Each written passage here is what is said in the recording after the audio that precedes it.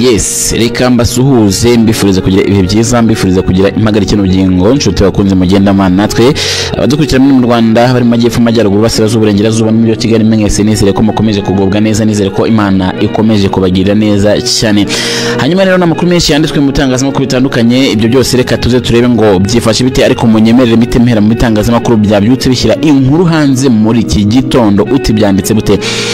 Umuhuro wa Perezida Museveni na Kabila banga neza ngiki kiganiro kibanga umugabo bita Museveni agiranye na Kabila.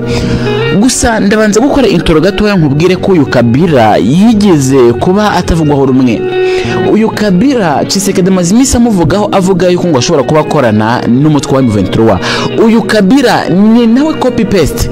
Ejo bundi gisirikare cya FARDC cyashatse kwivugana gusa biza kurangira bifasha ubusa. Utimeze bite rero? Reka turi iki kiganiro. Joseph Kabila Kabange wahoze ari perezida wa Repubulika ya Demokarasi ya Kongo aherutse nyine kugurira Kampala kugira uruzi Kampala uruzinduko rw'ibanga rwasize ahuye na perezida Yoweri Kaguta Museveni wa Uganda. N'uruzinduko kandi yari yatumiwemo n'uriya mu perezida nyine wa Uganda Yoweri Kaguta Museveni nk'uko ikinyamakuru Africa Intelligence kibivuga. Iki gitangazamakuru kivuga ko ku itariki 14 z'ukwezi kwa Werurwe 2025 aribwo uyu Kabila yavuye Kampala mbere yo kwerekeza i Nairobi muri gihugu cya Kenya. Kugeza ubu nta makuru arambuye y'ibyo biganiro na perezida Museveni aramenyekana, gusa abantu ba hafi ye bavuga ko ikiganiro cya bombi kibanze ku kibazo cy'umutekano muke uri mu burasirazuba bwa Repubulika Iharanira Demokarasi ya Kongo. Kabila kandi aherutse gutangaza ko yahagaritse amasomo ye ku rwego rwa kaminuza nyine yaramaze igihe kugira ngo yite ku kibazo cy'igihugu cye cyangwa se cy'igihugu cya Repubulika ya Demokarasi ya Kongo. Mu kiganiro kandi aheruka kugira n'itangazamakuru byo muri Afurika y'Epfo yagaragaje ko Perezida Felix Antoine Tshisekedi Tshilombo wa Kongo Kinshasa nka nyirabayazana y'ikibazo cyugarije kiriya gihugu. Amakuru kandi avuga ko uruzinduko rwa Joseph Kabila i Kampala rwahuriranye n'urwo Corneille Nangaa usanzwe ari umuhuzabikorwa w'ihuriro rya AFC Alliance Fleuve Congo ribarizwamo umutwe wa M23 yari magirira muri ya murwa mukuru wa Uganda. Uyu Nangaa kandi asanzwe ari umuntu wa hafi cyane wa Kabila, dore ko mu gihe cy'ubutegetsi bwe yari yakuriye komisiyo y'amatora muri Congo, ubwo ni Seni. Kugeza ubu kandi ntibiramenyekana niba ubwo bombi nyine bari Kampala baba barahuye. Kabila kandi ashinjwa na leta ya Kinshasa kuba umuterankunga wa M23 na AFC, ndetse kandi by'umunyapolitike nawe hakana yivuye inyuma. Gusa Uganda yakiriye bariya bagabo bombi mu gihe leta RDC yakunze kuvugira mu matamata magufasha M23. Ni nyuma yo kandi ugukingo 2021 ubwizi nyeshyamba ziyobowe na General Sultan Makenga zateraga Kongo zari ziturutse mu gihugu cya Uganda. Ngayo nguko nuko byifashe. Ese uyu mugabo kuba yagize muri Kongo cyase muri Uganda uruzinduko ikiganiro bagiranye cyaba kuba kiri buhe imbaraga M23 koko? Ubu tuvugana rero ikintu dukomeje kureba. Utuvugana nyakubahwa Perezida Felix Antoine Tshisekedi Tshilombo yamaze guterekaho amabuye y'agaciro, yamaze kwifashisha amabuye y'agaciro, aravuga ati njyewe ngiye guterekaho ubukungu bw'igihugu ubundi mbone ikintu bita amabuye y'agaciro. Inkuru yanditswe mu gitangazamakuru igihe.com ivuga ko Tshisekedi yemeye gutereka amabuye y'agaciro ndetse kuri guhereza Amerika ndetse n'abanyaburayi amabuye y'agaciro ngo botse i Rwanda igitutu. Perezida wa Repubulika y'u Rwanda, Perezida wa Kongo Tshisekedi ndetse Antoine Tshisekedi yatangiye kureba uko yakorana na Leta Zunze Ubumwe za Amerika ndetse n'ibindi bihugu by'iburayi mu bigendanye n'ubucuruzi bw'amabuye y'agaciro n'igihugu cye kugira ngo nabyo bimufashe guhangana n'izi n'intare za Sarambwe. Amakuru y'imikoranire kandi ya Perezida Tshisekedi na Amerika yagarutsweho in New York Times n'igitangazamakuru. Ikinyamakuru cyatangaje ko kuri ubu Tshisekedi ubu tuvugana ngo umerewe nabi cyane, ubu tuvugana ngo yamaze gufata umwanzuro ukomeye cyane wo gufata amabuye y'agaciro mu gihugu cya Kongo. No kuvuga agiye kwati mwe mushobora kuza nkabahereza ikirombe mukajya mucukura agace gake mukohereza mu bihugu byanyu, ariko nanjye ubwo ikintu bita imizindaro, imizinga yindi bya bindi byo mujya mwohereza muri za Ukraine mu Rusiya, hati nibyo mugomba kujya mumpereza. Binyuze muri uyu mugambi rero Tshisekedi yifuza ko ibi bihugu by'iburayi Amerika birushaho gushyira igitutu ku Rwanda ashinze gufasha umutwe wa M23, ashimangira ko guha amabuye y'agaciro n'ibihugu bishobora gutuma igitutu kiyongera ndetse n'igihugu cye kikabona amahoro. Tshisekedi yemeye gutanga amabuye y'agaciro mu gihe urwego rw'ubucukuzi mu gihugu cye rwari rumaze igihe kinini rugaragaramo nyine mubare munini w'ibigo binini nyine by'abashinwa birubyaza umusaruro kurusha Amerika n'Uburayi. Ndetse kandi aya makuru agiye hanze mu gihe ibihugu nk'Ububirigi buza kwisonga kugusahura umutungo wa RDC, ndetse Ubudage kandi Leta Zunze Ubumwe za Amerika ubu tuvugana byatangiye gushyira igitutu ku Rwanda ndetse birukangisha n'ibihano. Sinzi niba wenda hari aho bihuriye n'aya mabuye y'agaciro. Ku ikubitiro kandi Amerika yahise inafatira ibihano General Retired James Kabarebe usanzwe ari umunyamabanga wa leta ushinzwe ubutwererane ndetse n'akarere muri Minisiteri y'Ububanyi n'Amahanga, imushinja kuba umuhuza w'u Rwanda ndetse na M23. Ibi ngibi ntabwo mbizi niyo bifite aho bihuriye nyine n'amabuye y'agaciro. Ndikubabwira inkuru yanditse mu gitangazamakuru Igihe.com. Repubulika Iharanira Demokarasi ya Kongo kandi ni kimwe mu bihugu ku isi bifite umutungo kamere mwinshi cyane ugendanye n'amabuye y'agaciro, kuko ifite zahabu, ikagira diyama, ikagira korba, ikagira kopa, ikagira nickel, ikagira uranium, ikagira coltan, ikagira lithium kandi n'andi menshi cyane. RDC rero ifite kandi umutungo kamere udakorwaho ubarirwa muri miliyari ibihumbi 24 by'amadolari. Kayo nguko. Ibi rero bituma aricyo gihugu cya mbere gikize ku isi hagendewe ku mutungo kamere wacyo mu gihe wose waba utunganyijwe. Ubu tuvugana rero bibarwa ko 48% bya koruta yacurujwe ku isi mu mwaka wa 2013 yavuye muri RDC, mu gihe icyo gihe 47% by'ububiko bw'iri ku isi ariko yari iherereye. Imibare kandi yavuba yerekana ko 60% bya korba iri mu isi iri muri RDC, ni ukuvuga toni zigera kuri 36. Tshisekedi kandi afashe icyemezo mu gihe n'ubundi amabuye y'agaciro ya Kongo yari asanzwe afitweho ijambo n'amahanga, nyamara umubare munini w'abaturage b'iki gihugu cye babayeho mu buzima bubi cyane. Muri Kongo turabizi ko ari abakene benshi, ibyo turabizi.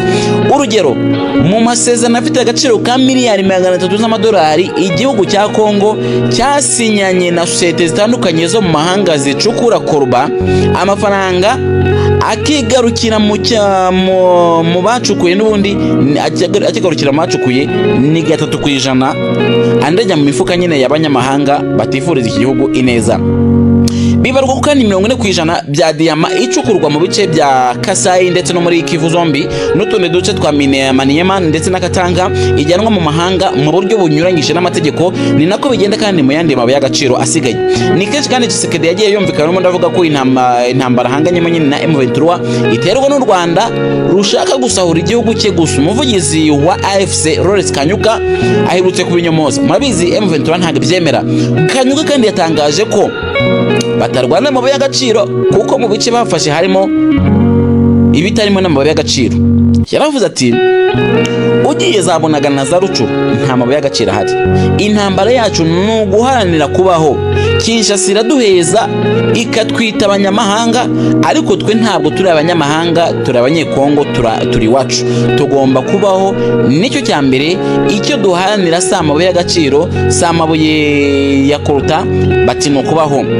Yagaragaje ko kandi baharanira uburenganzira bw'ubwoko bumwe, ko ahubwo baharanira uburenganzira bw'ubwoko bw'amoko yose. Atanga urugero nko kuba akomoka Kasai ariko akaba ari mu ihuriro rya AFC. Nanone kandi ati turwanira amoko yose, twe ntabwo turi abaheza nguni bishingiye ku moko nka Tshisekedi ufata bamwe akabashyira ku ruhande rumwe agashyira politike y'ikimenyane. Uyu mutwe kandi wa M23 uvuga ko intego yawo itari ugukuraho ubutegetsi bwa Kinshasa, ko ahubwo ari ukubusaba kureka kwica abaturage. Ngayo nguko nuko inkuru yanditse mu gitangazamakuru Igihe ivuga. Mu magambo make tuvugana, ikintu gikomeje kuba gaterera nzamba. Njye nabaza ikibazo, niba ubu tuvugana uyu mutwe w'intare za Sarambwe uvuga ngo uri kurwana ku baturage, na M23 na Konka bakurwana ku baturage, none ikibazo njye mfite niki?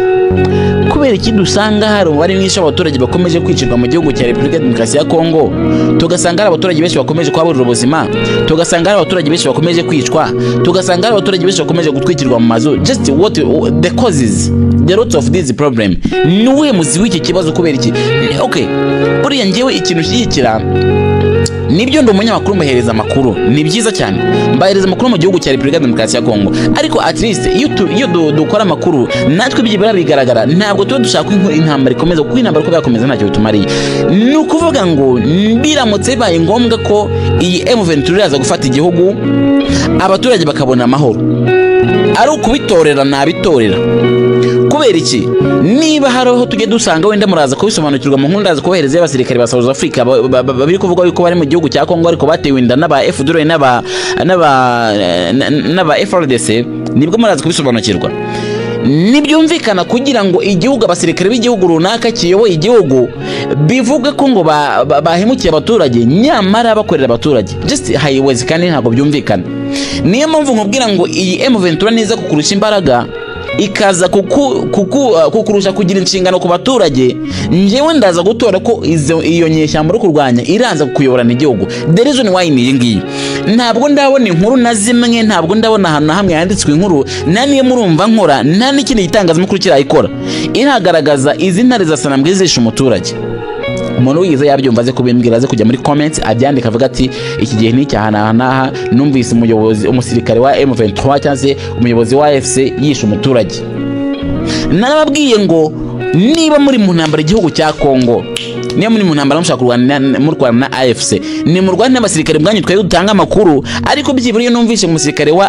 M23 wa FARDC yisha umuturage just mitamvuga ngo ubundi abo basirikare mu maziki mu gihugu cya Kongo icyo gihe mitambirutwa amavuga ngo igihugu mukavaho mukabiborwa n'izo ntare za sanambwe niba zibarusha indangagaciro ku muturage atiriste biraruta kubera ko urumva niba inyeshyamba kurusha kuba responsible ku muturage wowe wagera ku muturage wenda ugasanga ugiye kumutaza just ire probleme narabwiye ngo mu ntambara habamo ibintu bibiri icyambere habamo gutsinda hakabamo gutsindwa habamo kurasana ku mpande zombi niyo mpamvu uyu munsi tukubwira ngo FARDC yashyize hasi abasirikare ba M23 mu gitondo nkakubwira ngo M23 yafashe agace nukubera iki nyine impande ebyiri ziba zihanganye kandi impande ebyiri zihanganye nyine one party uruhande rumwe rugomba gukubita uyu munsi ejo rugakubitwa niko babimeze cyereka umunsi intambara yarangiye ariko uyu munsi mugiye mu kimbwira ngo intambara igiye kumara imyaka hafi za 40 mu gihugu cya Repubulika Demokarasi ya Kongo ukaza ukambwira ngo M23 barahushe